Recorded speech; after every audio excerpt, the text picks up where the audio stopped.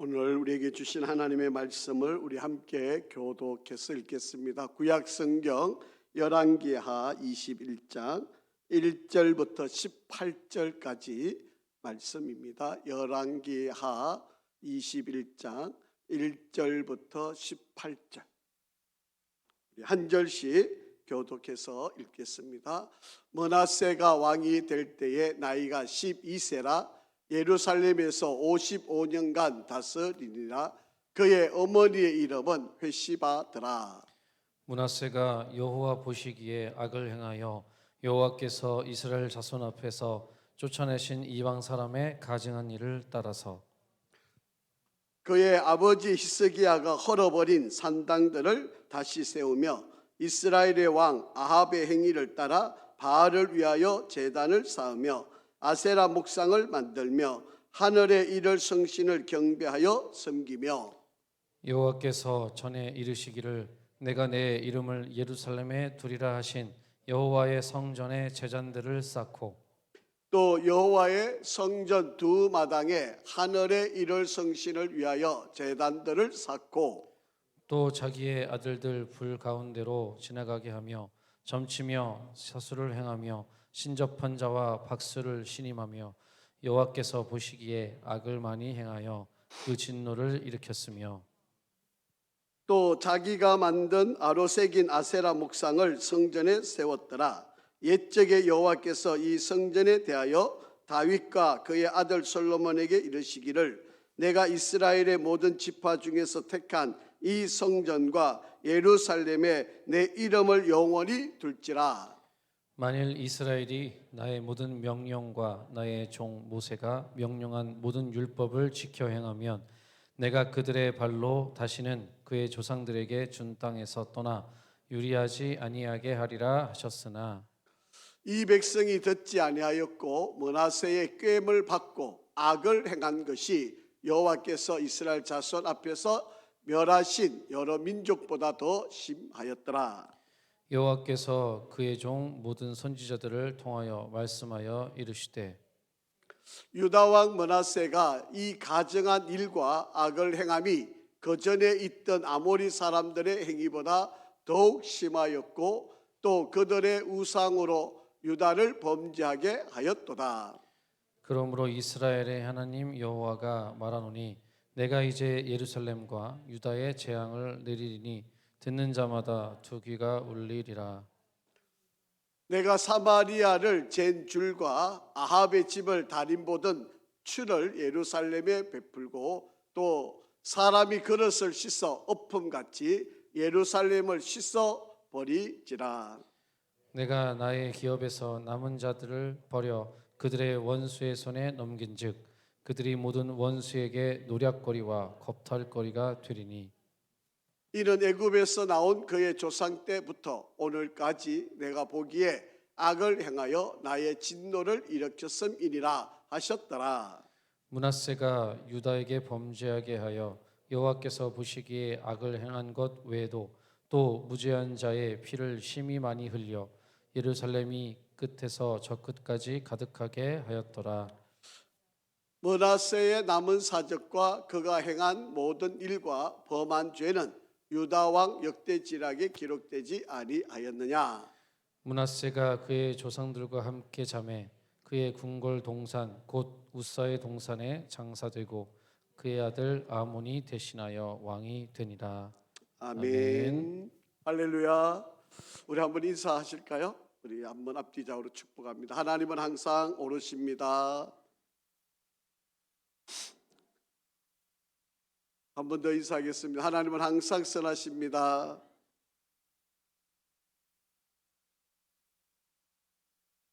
오늘은 우리 열왕기하 32번째 하나님의 사형 판결이란 제목으로 말씀을 함께 살펴보겠습니다. 어떤 사람이 살인죄를 지어서 법정에서 사형 구형을 받았습니다. 사형을 받게 됐습니다. 그에게 이미 엄중한 죄가 또 그에 대한 책임을 물어서 이제 사형을 언도를 내렸는데 사실은 아직까지는 죽지 않았지만 이 사람은 죽은 거와 다름이 없는 그런 사람이 된 거죠. 왜냐하면 사형 집행이 남아있기 때문에 언젠가 사형 집행이 될 텐데 이 사람은 그때까지는 살아있는 존재지만 실상은 죽어있는 그런 사람이다 라고 하는 겁니다. 이 사람에게는 다시 살아날 수 있는 그런 기회 혹은 다시 살아날 수 있는 가능성은 전혀 없는 그런 모습입니다. 지금 예루살렘을 향하여서 하나님께서 지금 이들에게 지금 멸망을 선포하고 있는 말씀인데 실질적인 멸망은 여러분 BC 586년에 실질적인 남쪽 유다가 멸망을 당하는 시기입니다. 그런데 지금 이 므낫세 왕 또 히스기야 왕 시대는 BC 697년 이 므낫세가 왕이 될 때가 약 110년 정도 아직 남아있는 기간이에요. 110년 정도 남아있는 기간인데 하나님께서 계속해서 그들에게 경고의 메시지를 주고 있음에도 불구하고 이들이 돌이키지를 않아요. 그러니까 하나님이 이제는 더 이상 내가 더 이상 그릇을 씻어서 엎어놓는 것처럼 내가 너희들을 이제는 완전히 엎어놓겠다. 이렇게 하나님이 아주 엄중한 심판의 경고의 말씀을 합니다. 소위 말하면 사형 판결을 내리는 겁니다. 사형 선고를 한 겁니다. 이들이 정말 회개를 하고 돌이켜가지고 정말 하나님 살려주세요. 그리고 돌아오지 않는 이상은 이들은 이제 그 하나님의 엄중한 그 심판이 실행되는 것만 남아있는 바로 그런 상황입니다. 자, 여러분, 우리가 알고 있는 것처럼 히스기야는 정말 선한 왕이었거든요. 처음에 잘 시작을 했지만 이제 마지막이 좋지 않았을 뿐이지 그래도 이스라엘의 왕 중에는 선한 왕으로 인정을 받는 아주 선한 바로 그런 왕으로 히스기야를 인정을 합니다. 물론 우리가 지난번에 말씀을 배웠던 것처럼 이 병을 고침을 받고 하나님의 기적 같은 은혜를 경험했음에도 불구하고 기도하지 않고 물질을 의지하고 다른 나라를 의지하고 결국은 그런 안타까운 그런 왕의 모습이었지만 그래도 전체적인 삶을 보면 선한 왕으로 인정을 받습니다. 그런데 그의 아들 므낫세는요 55년 동안 왕이 되는데 정말 악한 왕이에요. 이렇게 좋은 아버지 밑에서 이 좋은 왕이었는데 그 좋은 왕 아래에 태어난 이 아이는 그렇지 않았어요. 참 이게 안타까운 거죠. 좋은 아버지, 좋은 부모 밑에서 자라나서 좋은 자녀가 되고 그 가문이 계속해서 믿음의 길을 잘 이어가면 얼마나 좋겠습니까? 그런데 이게 그렇지 않아요. 그러니까 참 안타까운 그런 모습입니다. 자, 한번 우리 읽어봅니다. 1절 시작. 므낫세가 왕이 될 때에 나이가 12세라 예루살렘에서 55년간 다스리리라. 그의 어머니의 이름은 회시바더라. 그러니까 이 히스기야 왕의 아내가 회시바인데 이 회시바 이름은 정말 좋은 이름이에요. 여러분 이 이름의 뜻을 보시면요, 회시바라고 하는 이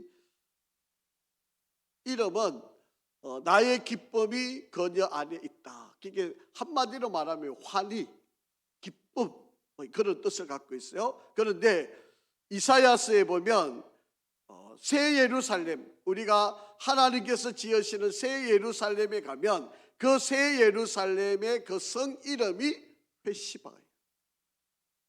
새 예루살렘의 이름이 회시바. 그러니까 우리가 그 새 예루살렘에 가면 우리의 기쁨이 충만한 바로 그러니까 아마 히스기야와 이 어머니는 정말 믿음이 좋은 사람이었을 걸로 추정이 되어집니다. 그리고 아이를 신앙으로 아마 잘 양육하려고 부단히 노력을 했을 거라고 생각이 됩니다. 그런데 이 므낫세는 그 어머니 아버지의 신앙을 이어받지를 못한 거예요. 참 안타까운 일이에요. 좋은 부모 아래에서 태어난 것도 축복인데, 그런데 이 므낫세는요 정말 안타까운 사람이었던 것을 보게 됩니다. 자, 왜 그랬을까? 이제 제가 조금 한번 성경을 읽으면서 묵상을 하고 좀 깨달아진 부분을 조금 한번 생각을 한번 해보려고 합니다. 자, 여러분 지금 지도상에 나와 있는 이 빨간 부분이 바로 므낫세가 다스리는 55년, 아직도 100년이 남아 있어요. 아직도 이스라엘 백성들이 저기 시드기야 왕까지 이어지려면 아직도 약 거의 100년 가까이 남아 있는 바로 그런 시기입니다. 그런데 하나님이 더 이상 하나님이 용납이 안 돼서 심판하실 수밖에 없다. 그렇게 하나님이 선언하시는 바로 그런 장면이 지금 본문에 나와 있거든요. 왜 그랬을까? 왜 하나님이 또 기회를 주실 수 있는데 왜 이들이 이렇게 될 수밖에 없었는가라고 하는 거예요. 자, 여러분, 하나님은요 우상 숭배를 절대로 용납이 안 되시는 분이에요. 절대로 우상 숭배하는 일을 하나님이 용서하시지 않으세요. 그래서 이스라엘 백성들이 하나님 외에 다른 것들을 자기 주인으로 삼는 것을 하나님이 절대로 용납이 안 되죠. 그래서 하나님은 우상 숭배를 철저히 배격을 하라고 그렇게 약속을 하시고, 그런데 안 한 거예요. 오늘 여러분 우리가 함께 읽으셨지만 상상할 수 없는 우상들이 나열이 되어 있어요. 아합 시대에 아합 왕, 여러분 우리가 남북을 다 통틀어서 가장 악한 왕을 손꼽으면 아합이라고 이야기하는데, 이 아합의 시대조차도 감당할 수 없을 모든 우상들이 바로 이 므낫세 시대에 드러나고 있는 거예요. 여러분, 이렇게 좋은 왕, 이렇게 좋은 아버지 어머니 밑에서 자란 이들이 왜 이렇게 되었을까? 여러분, 이 왕이 개혁을 시도하면서 정말 온 힘을 다하여서 이 히스기야 왕이 개혁을 시작할 때 백성들도 함께 따라서 일을 시작했어요. 그런데 제가 이제 조금 그냥 제가 개인적으로 묵상을 하면서 느껴지는 부분은, 여러분, 히스기야 왕은 정말 하나님의 은혜를 가지고 개혁을 시작하고 우상을 타파하고 그의 아버지가 잘못 믿었던 것을 내가 바르게 믿겠다고 온전한 믿음으로 하나님을 섬기고 성전을 재건을 해서 하나님께 온전한 예배의 장소로 만들고 그냥 우상들을 다 멸한다고 나름대로 예를 썼는데, 그리고 강력하게 추진을 했는데, 여기에 따라오는 백성들은요 왕이 너무 강조하고 요구를 하니까 어쩔 수 없이 그냥 질질질질 끌려간 거예요. 이들이 감동이 되어가지고, 야, 우리도 이렇게 살아서는 안 되겠다, 우리도 이렇게 하나님 앞에 우상을 범하는 일을 저질러서는 안 되겠다, 이렇게 온 백성들이 감동을 하고 온 백성들이 같이 마음을 모아서 회개하고 돌아서야 되는데, 왕이 그냥 힘을 주어가지고 엇박질러가지고 백성들에게 이 길로 가야 된다고 이끌어가니까 백성들은 그 왕이 무서워가지고 어쩔 수 없이 그냥 왕이 시키는 대로 신용만 하는 거예요. 모양만 내는 거예요. 그러니까 정작 그들의 본 마음은 하나도 안 바뀌어 있는 거예요. 겉으로는 왕이 무서우니까, 왕이 아주 강력하게 일을 추진하니까 겉으로는 따라가는데 그들의 속마음은 하나도 안 바뀌었다. 이게 히스기야 왕 시대의 장면. 여러분, 백성들을 말씀을 가르치고 저들이 뭐가 잘못되었는지 뭐가 죄악인지를 알게 되어서 진심으로 회개하고 돌아서서 정말 우리가 이렇게 살아서는 안 된다, 이거 우리 망하는 길이다, 이러고 하면 우리 하나님 정말 싫어하는 일이다, 그렇게 온 백성이 깨달아서 회개하고 돌아서야 되는데 그렇지 않아요. 왕이 무서워가지고, 권력자가 무서워가지고 눈치만 보고 일을 행했다는, 하나님이 이렇게 싫어하는 일을 이 백성들은 눈치만 신용만 내는 바로 그런 형국이 되었다라고. 그러니까 하나님이 우상 숭배하는 그들을 구원받은 백성, 택한 백성을 하나님이 파기하기도 하시더니, 물론 하나님이 다윗을 통한 그 계보를 잊게 하시려고 하나님은 부단히 또 참고 계시는 시기입니다. 그러니까 여러분, 우리 아이들한테, 여러분, 우리가 자녀들을 양육하고 신앙으로 교육할 때 여러분 몇 살까지가 아이들이 말을 듣겠어요? 여러분, 우리가 부모 된 입장에서 아이들한테 강요하고 체근하고 또 나무라고 명령하고 인도하는 그 시기가 언제까지일까요? 여러분, 내가 살아있을 동안에 늘 그렇게 할 수 있다고 생각하시면 안 됩니다. 여러분, 아이가요, 내 품 안에 있을 때만 내 마음대로 할 수 있어요. 그런데 내 품을 떠나기 시작하면 그때부터는 내 마음대로 안 돼요. 우리는 내가 언제든지 할 수 있다고 생각하는 거죠. 내가 언제든지 요구하고 내가 가르치고 명령하면 잘 따라오리라고 생각하지만 그렇죠. 이스라엘 백성 한번 보세요. 여러분, 왕이 금방 그렇게 열정적으로 개혁을 시작하니까 막 겉으로는 막 열심히 따라오는데 어느 순간 되면 또 돌이키고 반역하고 배반하고 우상숭배, 가슴이 안 바뀌는데, 이 마음이 안 바뀌는데 여전히 그렇게 살아오게 되는, 바로 결국에는 여러분 열왕기 하에는 안 나타나 있는데 역대기에 보면 이 므낫세가 하나님이 얼마나 답답하셨는지 므낫세를 바벨론의 포로로 잡아가게 하신 거예요. 그래서 이 포로로 잡혀가가지고 거기서 하나님 앞에 두 손 두 발 두고 다 회개를 합니다. 하나님, 나 정말 잘못했습니다. 정말 제가 죄를 지었습니다. 그리고 그 바벨론 땅에서 정말 하나님 앞에 정말 회개를 하니까 하나님이 다시 돌아오게 하셔서 왕으로 다시 세우시고, 그리고 또 인간이라고 하는 존재가요, 또 마음이 바뀌어요. 이게 인간의 연약함이에요. 여러분, 우리는 한번 다짐한 거 정말 주님의 은혜 안에서만 살겠다고 생각하지만, 여러분, 시간이 조금 흐르고 상황이 조금 바뀌고 나의 모든 여건이 조금만 바뀌면 내가 하나님 앞에 약속한 거, 내가 하나님 앞에 결단했던 것들이 어느 순간인가 다 허물어지고 약속이 다 깨어져 있는 것을 볼 수가 있다. 그러니까 여러분, 마음이 바뀌지 않으면 겉모양으로 바뀌어가지고는 아무런 의미가 없어요. 여러분, 아이들을 막 억지로 끌고 와가지고 교회에 앉혀놓고 너 주일 예배 잘 드려야 돼 이러고 앉혀놓지만 마음이 진정으로 하나님의 은혜 안에 머물지 않으면 여러분 10년을 다닌들 20년 다닌들 아무런 의미가 없어요. 여러분, 말을 강가에 끌고는 가지만 물을 먹이는 것은 말의 자유잖아요. 여러분, 그런 것처럼 우리도 아이들한테 정말 진심 어린 이 마음의 진정한 은혜, 주님을 인격적으로 만나는 은혜가 그 마음에 있지 않고는 변화의 삶을 살기가 어렵다.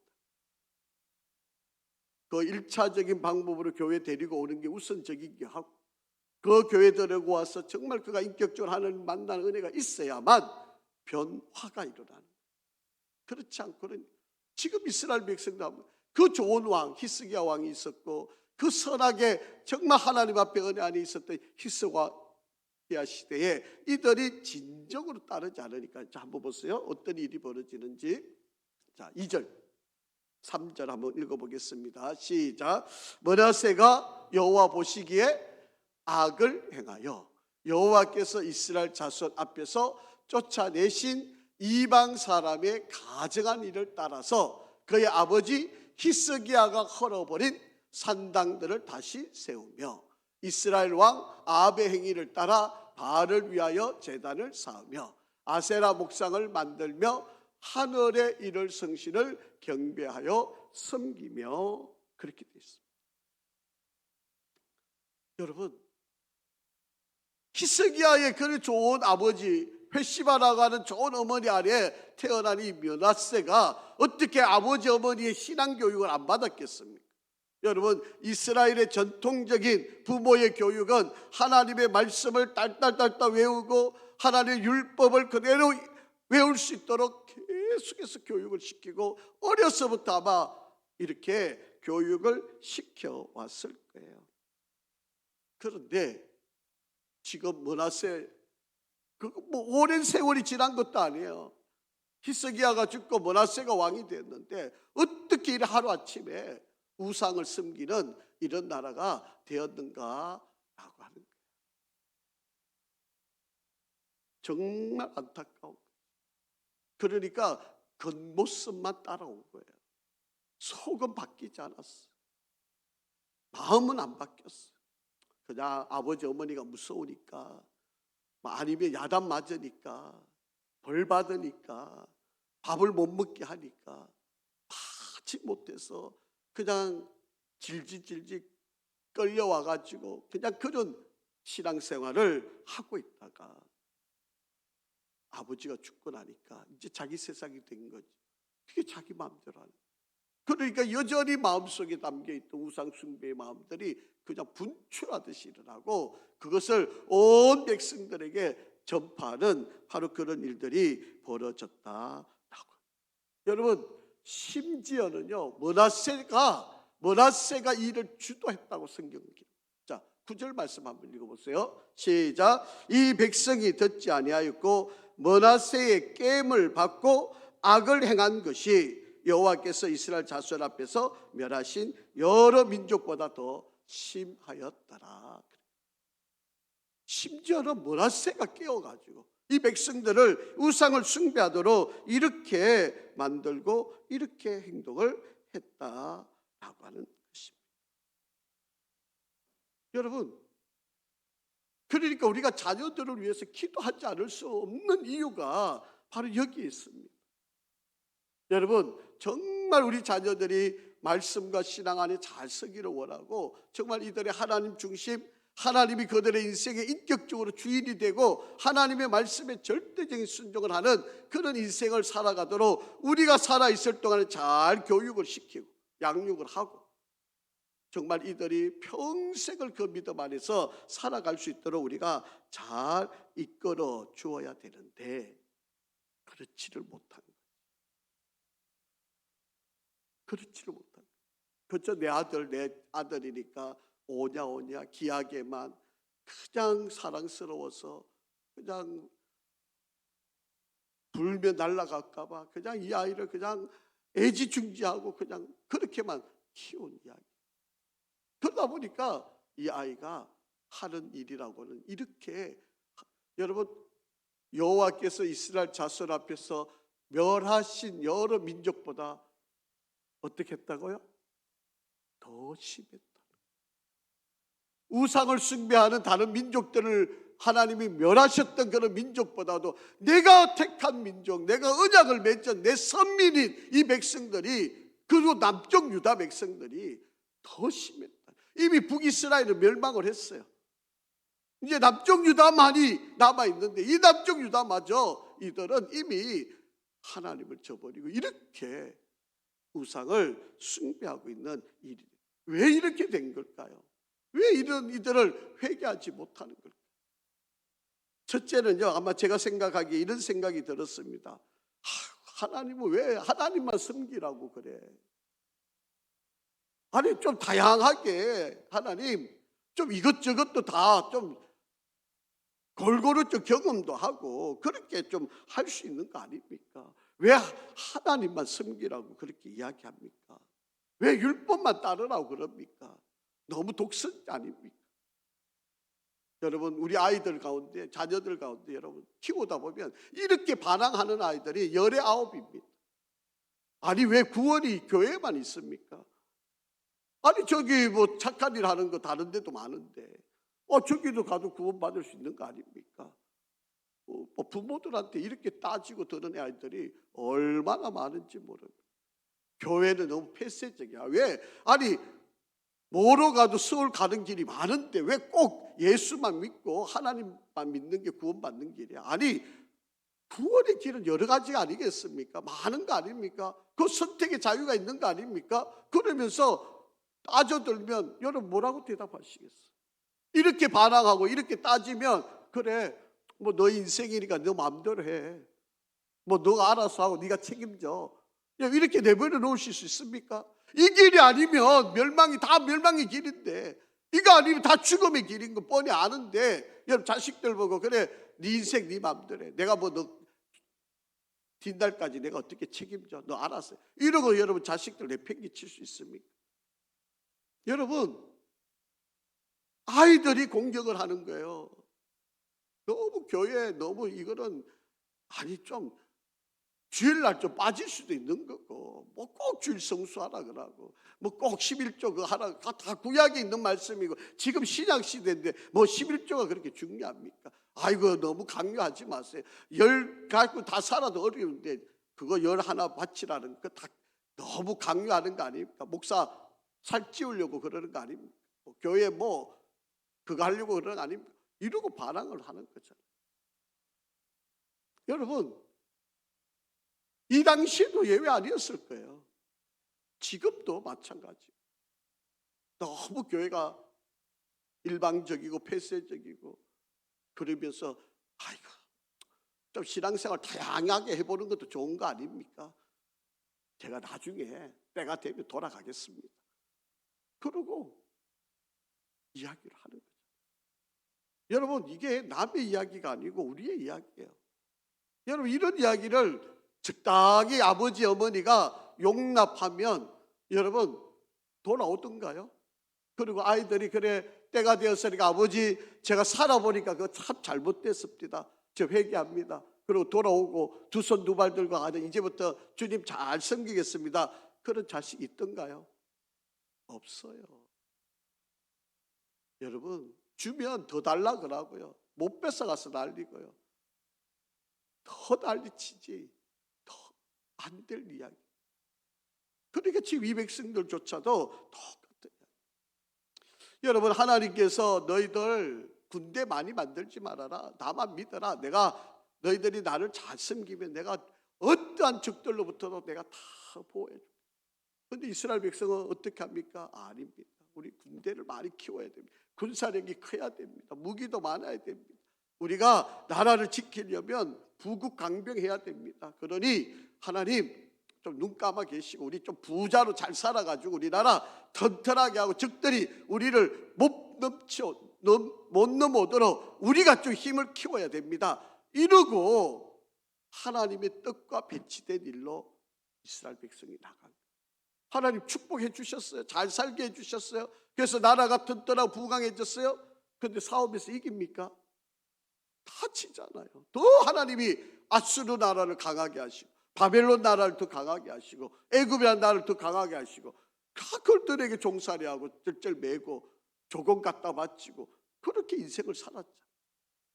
그걸로 되지는 게 아닙니다. 하나님이 보호하셔야 되는 거 아닙니까? 여러분 18만 5천 명이 쳐들어왔을 때 하루아침에 하나님이 그들을 다 멸해버리신 하나님이 보호하시니까 다 승리가 되는 건데 이런 은혜를 누렸는데 왜 그 은혜 안에 살지를 못하느냐? 왜 자꾸 인간적인 방법으로 나가느냐? 여러분 저와 여러분들도 우리 그 험난한 세월 지나오면서 지금까지 하나님의 은혜로 여기까지 온 거 아닙니까? 하나님이 우리 그 위기 고비들 그 죽을 것 같은 환경에서도 견디고 이겨내온 거 아닙니까? 그래서 하나님의 은혜로 여기까지 우리가 축복을 누렸는데 여러분 우리 아이들 뭐 그렇게 어려운 일이 있다고 뭐 그렇게 대단한 고생을 했다고 죽을 것 같니? 나 더 이상 못 살 것 같니? 뭐 아버지가 우리 시대를 아느냐고 뭐 우리같이 이렇게 고생하는 데가 어디 있느냐고 이러고 달려들고 있잖아요. 그래놓고 뭐 우리 아버지 어머니가 나한테 해준 게 뭐 있느냐고 이러고 반항하는 게 지금 요즘 아이들 아닙니까? 솔직히 여러분 아이들한테요 야 나같이 한번 네 곧 살아봤냐? 아마 딱 끄집어가지고 6.25 전쟁 여러분 그걸 한번 겪게 만들고 보릿고개 지나가게 만들고 좀 그렇게 한번 했으면 좋겠어요. 그리고 지금 그런 소리 할 수 있는지 아버지는 뭐 시대를 몰라가지고 뭐 지금 이게 어떤 시대인데 구닥다리로 그냥 여기고 이러고 있잖아요 아이들이. 그런데도 야단을 못 치고 있어요. 아버지들이 매를 들고 회초리 가지고 반죽을 만큼 때려가지고 정신을 완전히 바꿔놔야지. 그렇지 않으면 이 아이들이 그냥 뭐 교육이, 우리나라 교육이 뭐 인격 교육이고 뭐 개성 교육이고 뭐 사람을 존중해야 된다 그러고, 그래도 매도 못 때리게 하고 욕도 못하게 하고 이러니까 아이들이 그냥 제 갈 길로 다 가고 있는 거 아니에요. 여러분, 하나님이 하지 말라 그러는데, 내가 너희를 책임져 줄 거라 그러는데, 이들은 우리가 돈을 벌어가 우리가 나라 지킬 수 있다고 이러고 나가고 있으니까 하나님이 도저히 용납이 안 되는 거죠. 그리고 하나님의 말씀에 우선순위를 두라는 거예요. 하나님 말씀대로만 따라가면 내가 끝까지 너희를 책임져 준다. 그런데 왕이라고 하는 작자들은 사람의 눈치만 보는 거예요. 인기 위주로 사람들이 무슨 말하는지, 말은 좋지요. 정책을 잘 입안하기 위해서 사람들이 뭐를 원하는지 의견을 수렴한다고, 그러면서 아주 막 의견 듣는 것처럼 그렇게 이야기하면서 전부 다 하나님의 말씀에 위배되는 바로 그런 일들을 하고 있다라고. 여러분, 말씀보다 앞서서 성공하는 길은 없습니다. 어떤 경우에도 하나님 말씀을 우리가 끝까지 지키는 지혜가 필요하다라고 하는. 자, 본문 말씀 이렇게 한번 읽어보세요. 자, 10절 11절 시작. 여호와께서 그의 종 모든 선지자들을 통하여 말씀하여 이르시되, 유다 왕 므낫세가 이 가증한 일과 악을 행함이 그 전에 있던 아모리 사람들의 행위보다 더욱 심하였고 또 그들의 우상으로 유다를 범죄하게 하였다. 여러분, 하나님께서 선지자들과 또 제사장들을 통해서 하나님의 말씀을 그들에게 가르쳐 주었는데, 므낫세라고 하는 이가 그 말씀을 받아들이지는 않는다는 거예요. 하나님의 사람들이 하나님의 말씀을 받아가지고 선지자들이 왕에게 가서 전해주는데 왕이 안 듣고 세상에 가증한 것도, 우상 숭배하는 거, 악을 행하는 거, 그 전에 아모리 사람이 했는 것보다 더 심하게 우상 숭배하니까 하나님이 이들을 그냥 이제는 안 되겠다, 내가 그냥 손을 놓는다, 다 이제 더 이상 이들을, 그리고 하나님이 그릇을 엎듯이 내가 엎어버리겠다. 지금 그렇게 하나님이 말씀을 하시고 있는 거예요.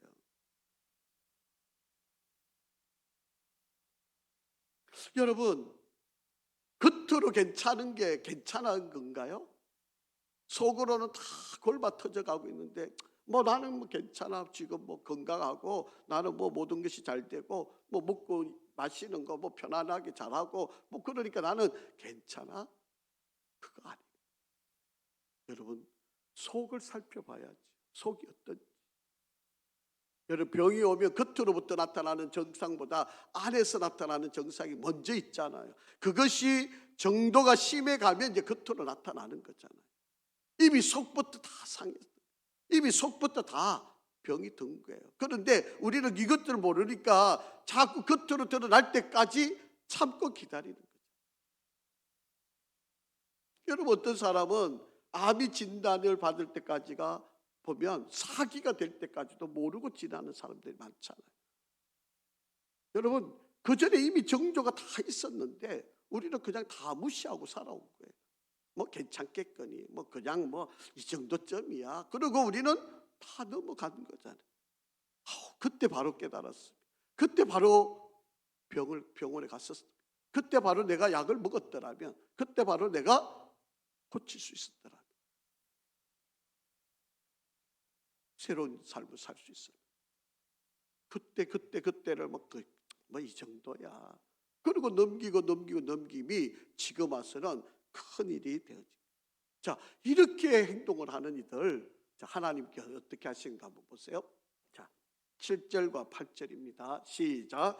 또 자기가 만든 아로 새긴 아세라 목상을 어디다 두었다? 하나님 성전에 두었어. 여러분, 성전에는 유일하게 하나님만 계셔야 되는데 그 성전에 그들이 만든 우상, 읽어봅니다. 옛적에 여호와께서 이 성전에 대하여 다윗과 그의 아들 솔로몬에게 이르시기를 내가 이스라엘의 모든 지파 중에서 택한 이 성전과 예루살렘에 어떻게 해요?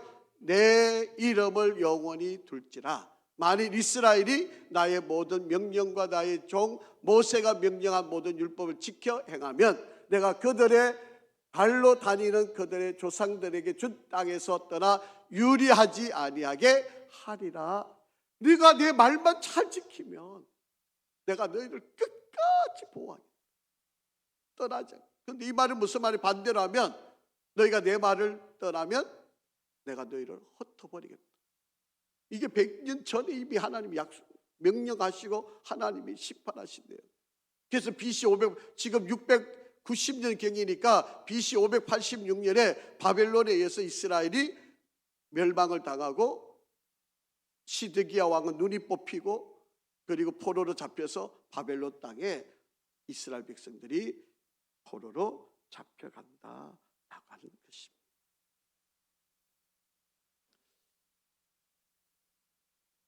하나님을 믿는 것이 큰 축복이지만 동시에 큰 위기도 될 수 있다라고 하는 것입니다.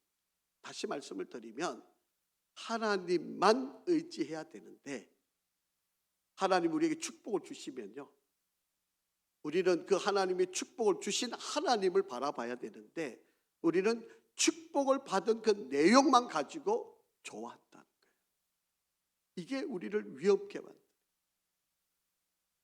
어제 제가 아주 너무 피곤해가지고 일찍 잠을 이제 들었는데 잠깐 중간에 깨어가지고 이제 뉴스를 잠깐 보겠다고 유튜브를 보면서 뉴스를 잠깐 봤는데 그 뉴스에 잠깐 그냥 지금 뭐 어떤 내용은 제 머릿속에 없는데 거기 뉴스에 보니까 우리나라가 지난 국민소득, 개인적인 국민소득이 34,000 얼마였다라고 하는 게 이제 그때 2,900불이었다, 29,000불 뭐 얼마였다 했는데 아니 경기가 어렵다 그러는데 어떻게 34,000불까지 이 개인 소득이 이렇게 늘어났을까? 뭐 내용은 제가 뭐 읽어보지 듣지를 못해서 그냥 뭐 자료가 그냥 그렇게 왔다 한 게 쭉 흘러 들어가면서 또 그냥 잠을 자버려서 뭐 내용을 제가 살펴보지를 못했는데 여러분 우리나라가 개인 소득이 34,000불이 넘어요.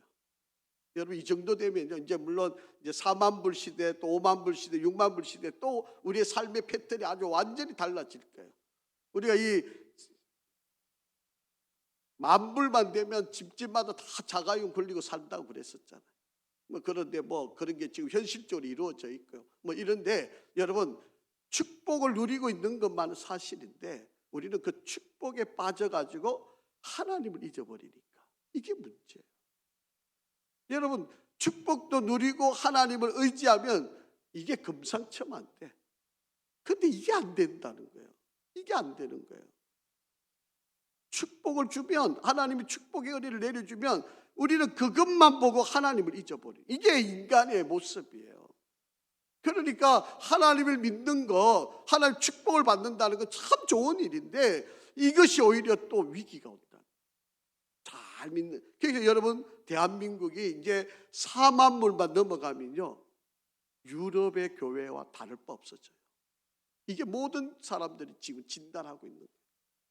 유럽 교회처럼 이제 목사도 나라에서 월급을 주는 거예요. 목사야 뭐 월급 받으니까 좋기는 하겠지만 그러니까 이렇게 열정적으로 설교하겠습니까? 이게 뭐 우리도 주 40시간 달라고 노동법에 걸린다고 안 하겠습니까? 여러분 새벽부터 밤 9시까지 일을 하면 이거 노동법에 안 걸릴까요?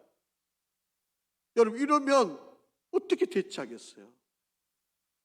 주 40시간 일을 하루에 8시간 일해야 되고 토요일 주일은 놀아야 되고 여러분 이렇게 돼야 되는 건데 그러면 새벽기도 자연히 없어질 거고 뭐 수요 예배 자연히 없어질 거고 여러분 뭐 그럼 교회가 어떻게 되고 어떻게 될까요? 그냥 유럽교회처럼 가는 거예요. 교회는 이제 뭐 주 4일이라고 3일 이제 놀게 될 테고 그러면 뭐 이제 교회는 텅텅 비게 되고 이제 뭐 이거 이제 빚 갚으려고 그러면 어떡합니까? 이제 팔아야 되죠. 그러면 어디로 팔리겠습니까? 술집으로 팔리겠죠. 이제 우리 교회가 이 아파트 들어서이라면 여기 술집 들어가면 아마 좋을걸요. 이렇게 큰 데다가 뭐 하면 이렇게 유럽이 되어가고 있는. 여러분, 하나님이 축복을 받는 게 이게, 그래서 어떤 때는 이 복 받는 게 잘하는 건가? 차라리 힘들 때가 좋았습니다. 차라리 어려울 때가. 여러분, 그런 생각 드실 때가 없었어요? 여러분, 자식들 키우다 보면 차라리 그냥 한 방에서 그냥 같이 잠자고 이럴 때 그때가 좋았다. 이런 시절들이 있을 수 있는 거죠. 여러분, 우리도 모르는 사이에 우상들이 자리를 잡고 있다.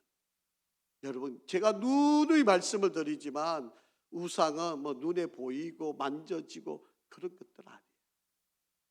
여러분 마음속에 하나님보다도 더 많이 생각되어지는, 그게 우상이에요. 다른 거 아닙니다. 여러분, 오늘 하루를 살아가시면서 하나님 생각보다 다른 뭐가 더 많이 생각을 하셨는지, 여러분 좀 냉철하고 좀 매몰차게 하고, 여러분에게 좀 마음이 아프겠지만 그게 우상입니다. 하나님보다도 내가 지금 더 많이 생각되고 있는, 그게 우상이에요. 다른 거 아닙니다. 여러분 자꾸 우상 그러니까 뭐 나무, 뭐 부처, 돌덩어리 뭐 이런 걸 자꾸 생각하시는데 그것만이 아니에요. 내 마음에 하나님이 제일이어야 되는데 그 하나님이 제일이 아니고 다른 것들이 내 마음속에 가득. 자, 이러니까 하나님 보세요. 심판하시겠다. 자, 12절 시작. 그러므로 이스라엘의 하나님 여호와가 말하노니 내가 이제 예루살렘과 유다에 재앙을 내리리니 듣는 자마다 두 귀가 울리리라. 하나님께서 재앙을 내리시겠다. 여러분, 귀가 울릴 정도면 어떤 일이 벌어지는 걸까요? 여러분, 막 땅이 흔들리고 막 말박루 소리가 막 지나가고 포소리가 막 꽝꽝거리고 막 온갖 일들이 일어난. 그러니까 이 귀가 가만히 있을 수 없는 바로 그런 처지에 놓여 있는, 바로 아주 혼란스러운, 아주 당황스러운, 정말 힘든 바로 그런 상황을 의미하고 있는 거예요. 하나님이 선언을 하시고, 이제 내가 더 이상 못 보겠다. 내가 더 이상 이제 용납 못 하겠다. 내가 더 이상 이제 못 기다리겠다. 너희들이 하고 있는 거 내가 더 이상 못 참겠다. 그렇게 지금 말씀을 하십니다. 자, 13절 14절 시작.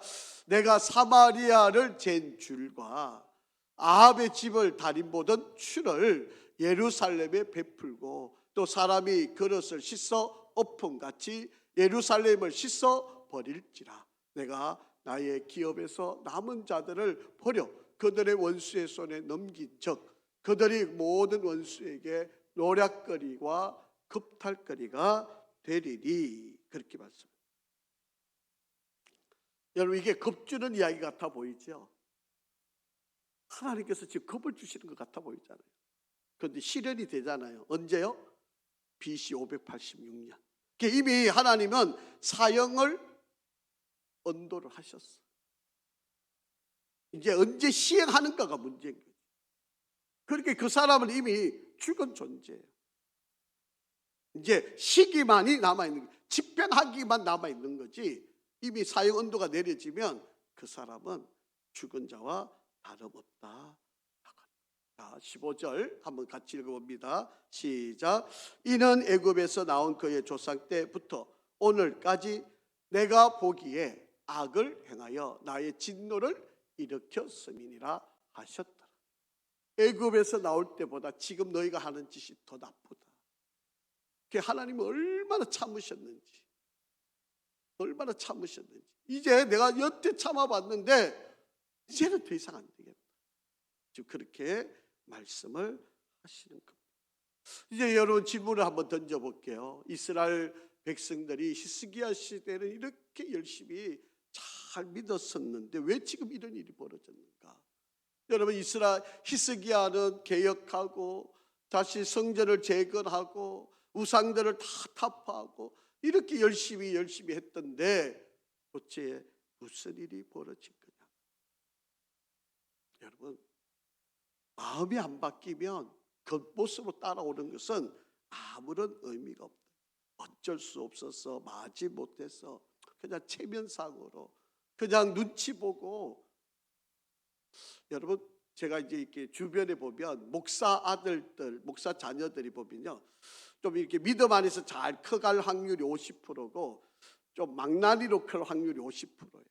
제가 이렇게 여태 지켜본 거 보면 목사 자녀들이 보면, 왜냐하면 목사들로 태어났으니까 이게 눈치코치가 그냥 구단이에요. 그냥 뭐 어떻게 하면 아버지 욕 안 얻어먹이고 내가 신앙생활을 할까? 뭐 저도 마찬가지였고요. 그러니까 여러분, 그러니까 이 아이들이 제일 듣기 싫은 소리가 뭔지 아세요? 목사 아들이. 교회 안에서 정말 목사 아들로 살아가는 게 얼마나 괴로운지요. 신자들이 한마디 지나가다 던지는 말, 목사 아들이 왜 저래? 이거 들으면 그냥 꼭지가 돌아버리고 정말 미칠 지경이에요. 저희 삼형제도요, 이 소리 안 들으려고 정말 노력 많이 했어요. 내가 잘못해서 우리 아버지 욕먹일까 봐, 나 때문에 아버지 목회하는 게 힘들까 봐, 막 그냥 누가 아버지가 눈치 주는 건 아닌데, 누가 나한테 그렇게 시키는 것도 아닌데, 내가 스스로 우리가 그냥 목사들이라고 옥죄어가지고, 그러니까 목사들 보고 네 목사할래 그러면 100이면 100명이면 안 한다 그러는 거죠. 그런데 이제 제일 무능하고 제일 무식하고 제일 못난 아이들이 이제 목사 길을 가는 거예요.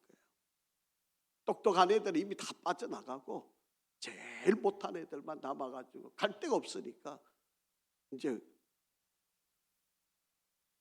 이래 하다 보니 제가 너무 자기를 비하하는 것 같은데, 여러분, 이게 인생을 얼마나, 그러니까 목사 자녀들이 보면 50%는 그나마 이제 그게 잘 돼 가는 길로 가는 거, 50%는 잘 안 되는 길로 가는, 성격도 삐뚤어지고 아주 모나게 자라게 될 수밖에 없는. 그러니까 이게 어려서부터 인격적으로 하나님을 만나게 해줘야. 저는 그나마 다행스러운 거죠. 제가 고등학교 2학년 때 정말 인격적으로 하나님을 만났거든요. 제가 지금 생각하면 얼마나 큰 축복인지 모르겠어요. 만약에 그때 제가 고등학교 2학년 학생회 회장할 때 이 여름 수련회를 준비하면서 그거 준비하느라고 진짜 은혜를 받지를 못했어요. 뭐 뒷바라지 해주느라고. 근데 이제 제가 이게 마지막이라고 생각하니까 이제 고3 되면 사실은 합숙을 하고 막 이래서 학교에서 보내주지를 않고 맨날 그게 우리 선배들이 그것 때문에 싸우고 선생님하고 나 가야 됩니다. 안 된다. 가면 너 그거 성적이 뭐 나빠지고 안 되고 뭐 이래가지고 막 우리 선배들이 그거 합숙하는데 거기서 못 나와가지고 뭐 이게 수련회를 못 나와요. 그렇게 제가 기억에도 우리 형님도 그랬고 다 이 고등학교 2학년이 이제 마지막 수련회예요. 그런데 3박 4일 하는데 3일 동안 잘 뒷바라지하다 이러다가 이제 내려가면 나는 이제 더 이상 수련회도 못하고 인격적 하나님도 못 만나고 또 고3 되면 바빠서 뭐 못하고 이러면 내가 어떻게 되나. 그래서 밤에 엎드려가지고 다 친구들 자는데 그 강대상 앞에 엎드려 하나님 만나주세요. 2시간을 기도한 것 같아요. 제가 보기. 그때 하나님이 저를 만나주세요. 그때부터 제 인생이 바뀌고 새벽기도 나가기 시작하고 주일날 새벽기도 갔다 와가 우리 학생들 모아가 교회 주변에 청소하고 그러다 보니까 시장이 또 착하다고 또 시장에 상장도 주고 뭐 그래가지고 교회 주변에 막 더 상장 주니까요. 교회 주변만 청소하다가 또 저 마을 앞까지 가가 다 청소하고 뭐 그렇게 신앙생활을 한 거예요. 그때 제 지금 생각에 그때 하나님 안 만났으면 아마 제 신앙생활을 지금 하고 있을지 안 했을지 모르겠어요. 여러분, 겉모습으로 믿는 거는 아무 의미가 없어요. 지금 이스라엘 백성 히스기야 왕 시대가 바로 그런 시대였다라고 하는 거예요. 여러분, 정말 오늘 우리가 너무 하나님이 좋아서 기도하고 너무 말씀이 그리워서 말씀을 읽고 정말 너무 좋아서 우리가 이렇게 예배 자리에 올라오고 가연 그러고 있는 체면 때문에 맞지 못해서 어쩔 수 없어서 혹시라도 그렇게 신앙생활을 하고 있는 것은 아닌가. 우리 한번 정말 점검을 한번 해보셔야 돼요. 여러분, 때로는요 강권적으로라도 우리 할 때는 필요합니다. 때로는요 막아 서서라도 멱살을 잡고라도 끄집고 와야 됩니다. 때로는요 정말 진심으로 하나님을 사랑하기 때문에 불쌍히 여겨서 저들을 바르게 인도하게 해야 됩니다. 여러분, 이 아마 므낫세는 이 히스기야 왕과 이 헵시바 어머니가 너무 아들이 귀여워서 오냐오냐 키웠을 것 같아요. 그러니까 이 어머니 아버지가 돌아가시고 나니까 이 지 맘대로 사는 인생이 된 거예요. 못된 인생이 된 거예요. 하나님을 인격적으로 만나게 해줬어야 되는데 그러지 않으니까 이렇게 한 거예요. 우리 더 이상 억지로 신앙생활하는 거 의미 없습니다. 이거 효과 없습니다. 여러분, 시간만 낭비입니다.